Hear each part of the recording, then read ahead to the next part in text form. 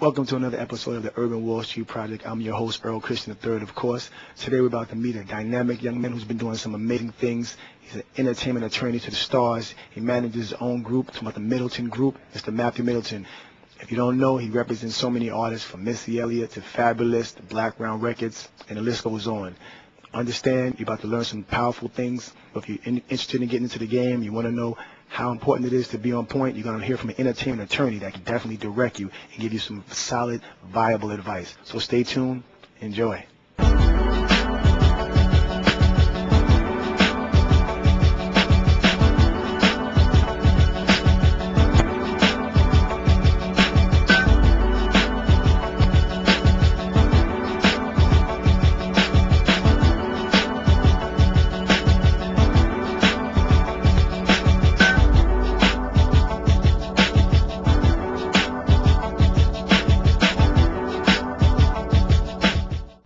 Welcome to the Urban Wall Street Project. I'm your host, Earl Christian III. Today, my people, you're in for an amazing treat and opportunity because I have the privilege of sitting with one of the hottest, powerful attorneys in the entertainment game, Mr. Matthew Middleton. Many of you may know his name, but if you didn't, you will learn it, and you will soon learn a lot of the people he's done major things for and how he's helped their careers. And aside from that, you're going to learn some valuable information. So if you're an upcoming high school student or college student, and you're interested in becoming a lawyer, attorney, whether it's an entertainment attorney or a corporate attorney, you're going to hear some valuable information. So I would strongly suggest definitely get your pen and pad out because this is a once-in-a-million opportunity, and you're not always going to get a chance to sit in front of Mr. Matthew Middleton. So without further ado, I'd like to my esteemed colleague, Mr. Matthew Middleton. Matt, what's up, brother? What's up, bro? It's all good good, to see you again, man. Definitely good to see you. You know what I'm saying? It's been a long time coming, trying to get our schedules together, but it's all good. Definitely. And one of the reasons I wanted to have you as a guest on the show, because like I said to the audience previously, you know, you've been doing your thing in this arena of law. And I'm so proud of you, first of all, brother, because I remember the days when we were partying hard and you had the same parties as us and our grades are like twisted. And that was the 3.8 GPA, so it's very important. We're just going to talk to our people in urban America because what I've learned as I've been traveling and doing the show is there's a lot of myths and misconceptions about business, law, and what we think we need to do, especially when it comes to this entertainment attorney, the entertainment business. A lot of people want to be rappers and singers, but they don't know the business. They don't know the legal, and that's where a lot of us get caught up and our money gets twisted. So I want you to definitely share some things and just talk to let them people know who you are, how you've been doing it, how long, and we're going to break it down. We're going to get into it. Okay. All right. Basically, like you said, my name is Matt Middleton. I've been practicing law now. This is my 14th year practicing. I've been doing strictly entertainment for the past 10 years with a primary focus on music. I do some television and film, but the primary focus is music. Grew up on hip-hop and R&B, so that was the music that I had a certain appreciation for. At one point thought I was going to be an artist, quickly found out that wasn't going to happen. Okay. Then just kind of developed a desire to kind of still work within the business and be behind scenes just to be a part of it. Like really had a certain appreciation for creative people and talented people and a lot of artists in the music. And I've just been blessed. It's been a good ride. The music business right now is kind of like on an up and down, probably at one of its low points after the boom of the CD business, and now with things transitioning to pretty much a digital or mobile format, the business isn't as prosperous as it has been in the past, but there's still a lot of creative and talented artists out there. So, at the end of the day, I like to believe it's all about the music. And, as business people, eventually we'll work it out and get the business part worked out. Most definitely. So, like you said, you've been an attorney for 14 years, been doing entertainment attorney, primary focus for the past 10. Tell me when your passion, because one of the things that we talk about is passion, and I want you to let them know how important the passion is. When did you realize that becoming an entertainment attorney is where Matthew Middleton needed to be? Well, I remember the first time I thought about being a lawyer when it crossed my mind. I was in junior high school, and it was interesting. And I'll never forget this because I was in junior high school in the South Bronx, and guidance counselor was just asking me, "What do you want to do when you grow up?" I just thought, be a lawyer because from what I knew on TV, lawyers were well off. They were always in the courtroom, representing people, giving people laws. So I just said, I want to be a lawyer. And the guidance counselor immediately almost paid it no mind, like Wow. you know, like almost shut it down. I'll never forget him. I mean, I don't despise him at all because it kind of really inspired me. His name was Mr. Calviero. Shout out to Mr. Calviero. Shout out. Clark IS 149. Right. But it kind of inspired me. He's like, well, you know, if you want to be a lawyer, you got to do a lot of reading and writing, and you know that may not be the focus for you or whatever. Right. But I never forgot that, you know, and that's like 1983, Wow, 82. okay. So, you know, then I never really thought about it then until I got to Howard. When we were in college, fortunate and blessed to be at Howard University at a time when a lot of people that we went to school with were also involved in the music business and got involved in the music business. You know, I was friends. Me and Puffy were freshmen together at Howard. Right, definitely. We had a great bond, great relationship. When he left school to go intern at Uptown, you know, we were doing hip-hop conferences at Howard. I had the opportunity to meet a lot of lawyers who were actually working in the business, a lot of executives, and then a light bulb just clicked, like, hey, you know, I could really be a part of this business from this industry, from the business aspect. Right. You know, always had a desire to be an attorney, and then when I found out what actually entertainment lawyers did, it was just like, you know, the passion and the desire just burned inside of me. Yeah, it was an instant fusion. That's important. One of the things I want to talk about and I want to ask you, because it's very important, because it's all about education and entertaining. So look at the Urban Wall Street project, almost as edutainment. Being an entertainment attorney, you see countless people coming to you with discs and CDs and ideas and dreams of becoming big stars.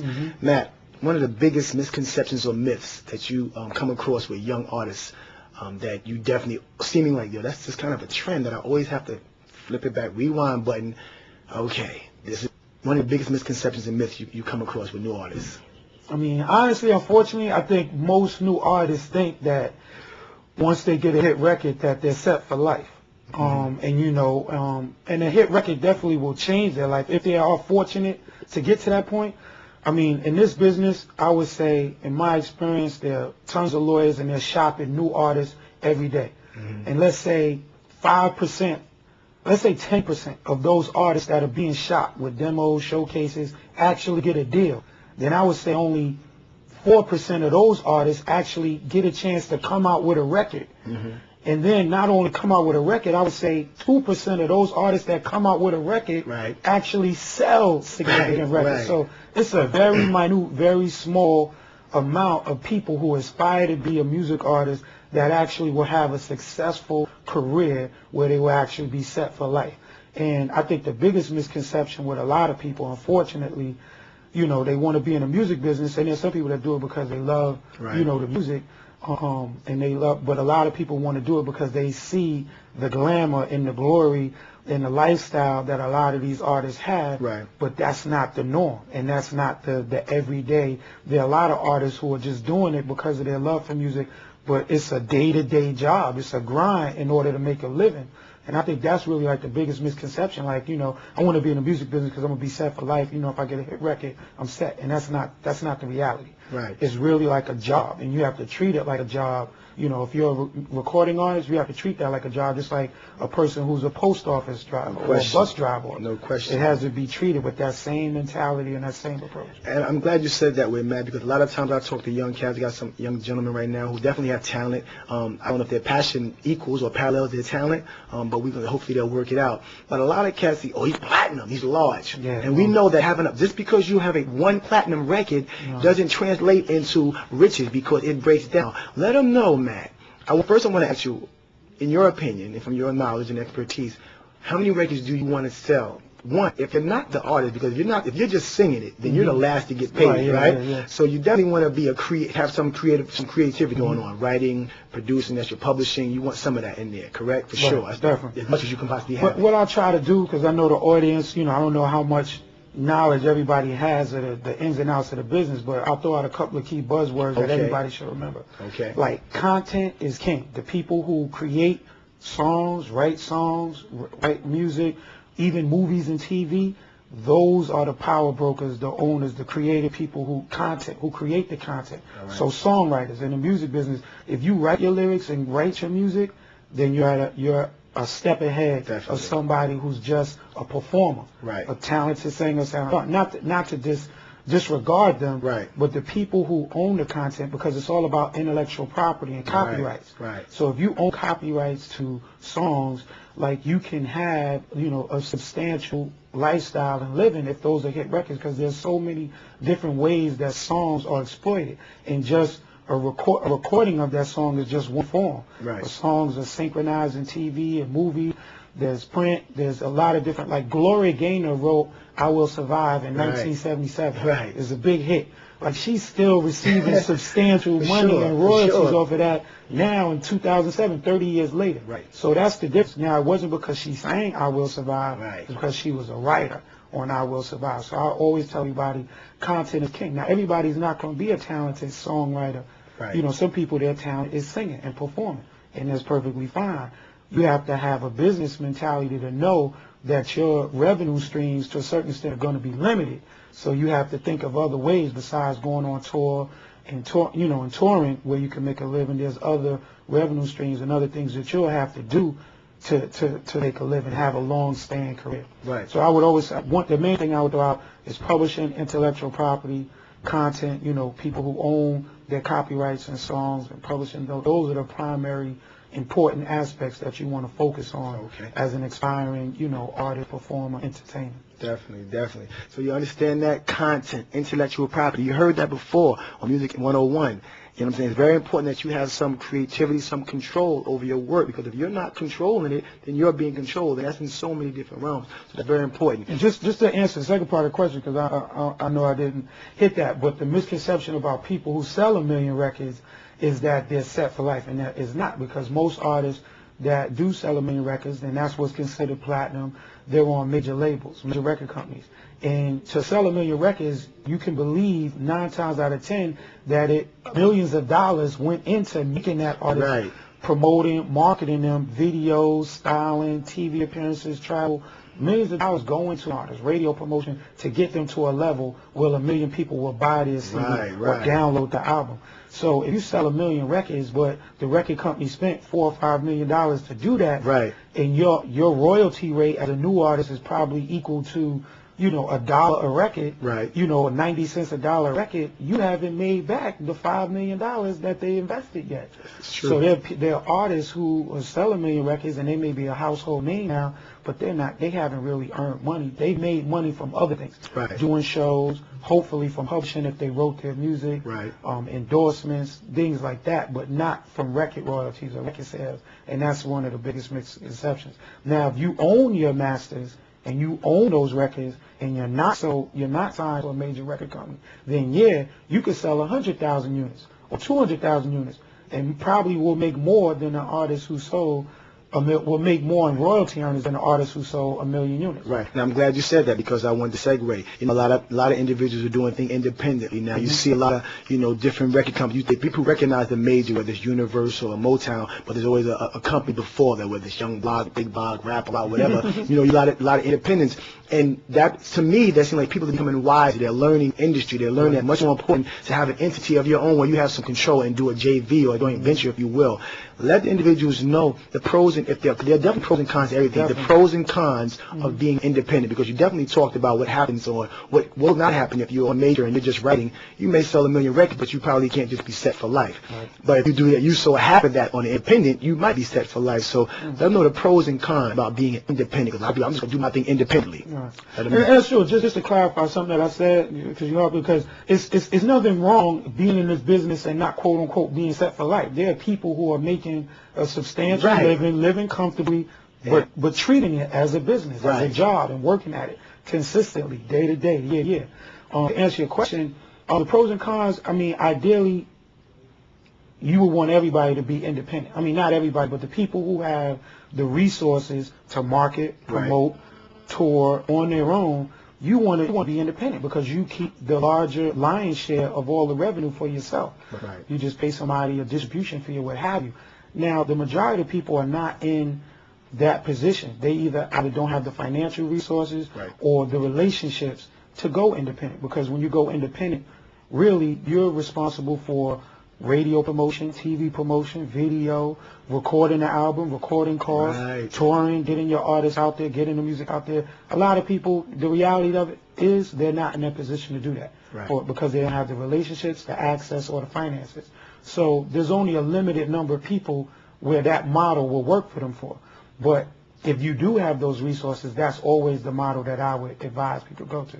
Now, it's not a negative to be signed to a major record label because most artists on major record labels, because you have the big machine behind you, you have millions of dollars behind you, a big push where, you know, you have a greater likelihood of becoming a household name. Right. You become a household name, you could always go on the road and tour, do shows, you could get endorsement deals, you could have merchandising, you could transition into TV. So there's other ways, even if you haven't made a lot of money off of your record sales, that you can exploit your notoriety, your fame, your talent. So there's not, you know, that lane is really good for people who have the talent and probably the star power to be successful on a major label, signed to a label. And then you also mentioned joint venture, which is kind of like a quasi-partnership. It's like a hybrid of both. Okay. That's another situation. I mean, obviously, you have to convince a label to do that, to offer that, because that's where they put up the finances for it.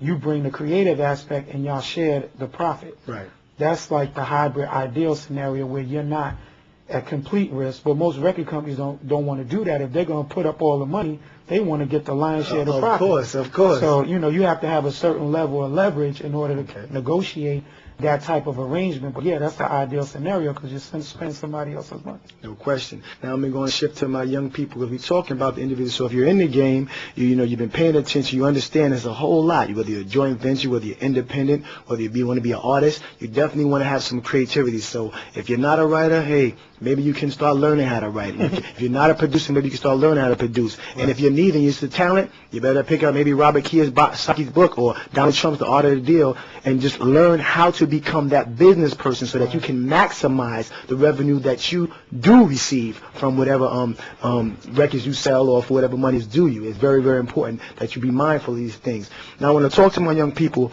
As an attorney, you had to go to law school. It's tough. Oh, yeah, very. Because you can't just be slacking, you know, 2.5 and 2.7 like many of us have, you know, when you're undergraduate. You got to keep it popping. And I know I'm not even going to tell you, my man Matt's what his GPA was, but I don't think it ever dropped below a 3.6. But we're not going to digress on that.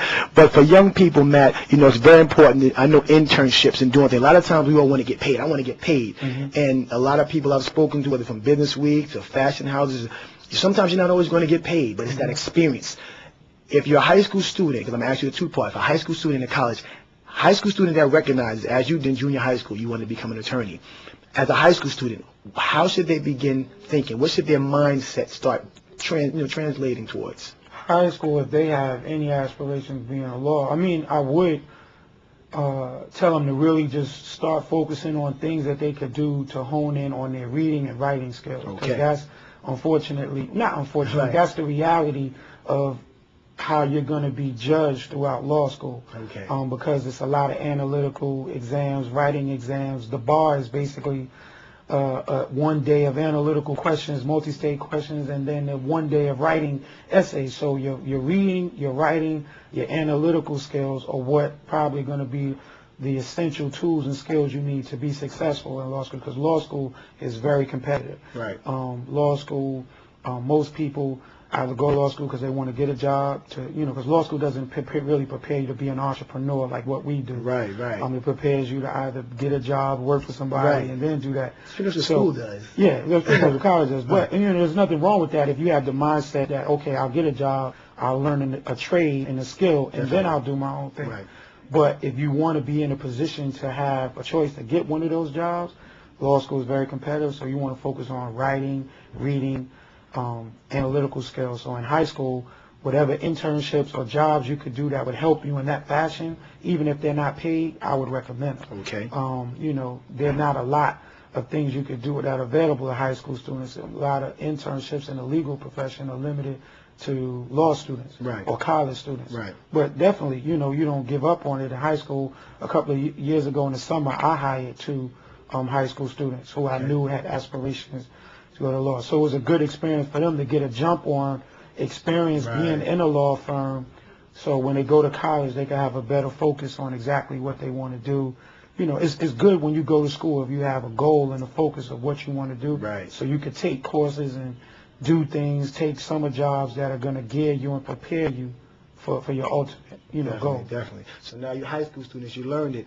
You may not be able to get the opportunity or the internships, but when we talk about reading and writing is critical. You've heard Mr. Middleton say reading and writing. So if you're like, I don't like to read, I don't like to write, then subsequently what you're saying is, I don't think I like to become a lawyer. Right. That's the reality. So now we got my college students. I'm in school. I got through my freshman year. It was a little rough, but now I'm understanding. I made the transition.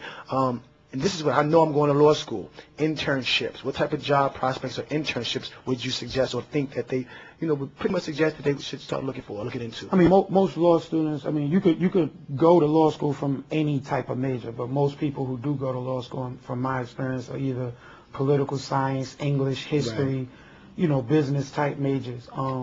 So ideally, if those are your majors, you want to take a summer job in those type of areas or right. fields. Political science major, you want to maybe intern at a congressman's office, or some type of government job, or government type of internship. Ideally, if you could get in a law firm or intern at a record company if it's entertainment, but not if it's entertainment, whatever field it may be. If it's corporate America, right. There are internship opportunities, in particular for minorities, at a lot of these corporations, diversity programs that are geared towards them recruiting minorities into their corporation. So the goal should be, whether if they're a business major, to try to internship in, corporate. Most corporations have legal departments right. and business departments, marketing, to get their feet wet. If it's, entertainment, ideally film companies, record companies, production companies, things like that. If it's business, if it's politics, obviously then government, congressmen, senators, councilmen, interning in those type of settings to get your feet wet. And then ideally, if you have the chance, a law firm, that's actually doing it. Now, how much of a beast do you need to be, Matt? If you really you have to be aggressive, persistent, but not annoying. Like, you can't be annoying because you'll turn somebody off. But definitely, because jobs and just business in general is so competitive, you have to make sure you present yourself the best way, from the resume to the phone call to the cover letter to your appearance. Right. And you have to be persistent, be creative. Now with emails and podcasts and videos and video resumes and YouTube and MySpace, there's so many different ways to get people's attention. Definitely got to be aggressive, got to be focused, got to be committed to distinguish yourself from all the other people that are competing for the same position. Right. Because how many people want to be rappers, Matt?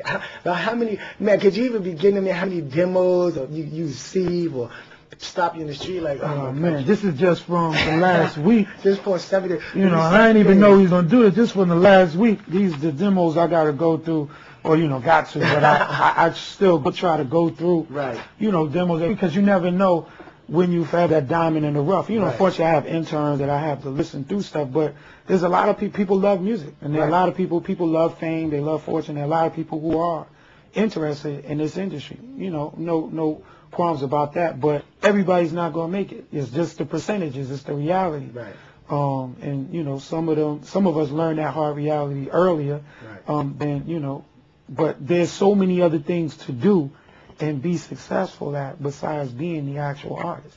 There's role managers, there's lawyers, there's marketing reps, there are, promotions people. There's so many aspects of the business that if you just have a love for this business, you can be a part of it from so many different perspectives. Definitely. From a financial aspect, a business aspect.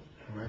So, I'm sure you've been watching and heard a lot of positive things, a lot of valuable or invaluable information, whether you're a high school student, you're a college student, whether you're an up-and-coming artist, whether you're an artist that feel that you want to become independent and do your thing. Now you know a little bit more about some insight because you're getting it from a gentleman who's been doing it. And before he gets out of here, definitely going to just let the people know some of the people that you've represented and you've helped maintain their careers. And then once you've done that, I want you to give your best sound advice to anybody who really feel that they're ready for this entertainment game. This is what they want to do, whether it's an artist, whether it's management, whether it's attorney, and but particularly attorney, or just in the game in general, because you've covered so many different aspects of it. And just let them know what it is, man. Let them know what it is. No, cool. Well, I've been fortunate and blessed in this business to work with some extremely talented, successful artists, and also some artists who may not be as well known, but I still think they're extremely talented and good people.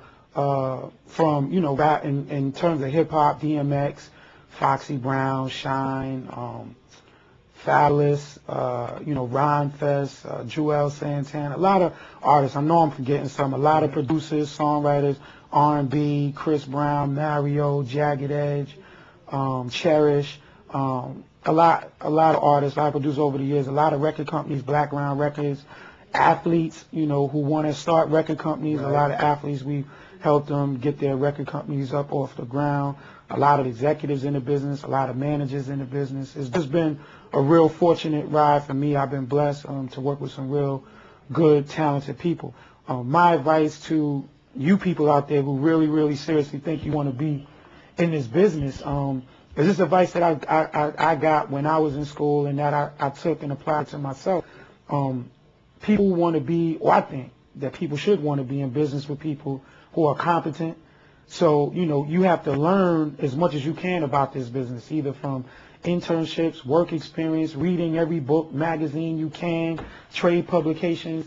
Competency, learning and understanding the business is important. Integrity, that might be a personal pet peeve of mine, but some knocks on the music business in particular is that it's a lot of unsavory characters. It's not the nicest business. And, I feel that there's a wave of people, and there are people who do good business. And I think I always try to encourage people that you don't have to do what everybody else is doing. Right. Maintain your integrity.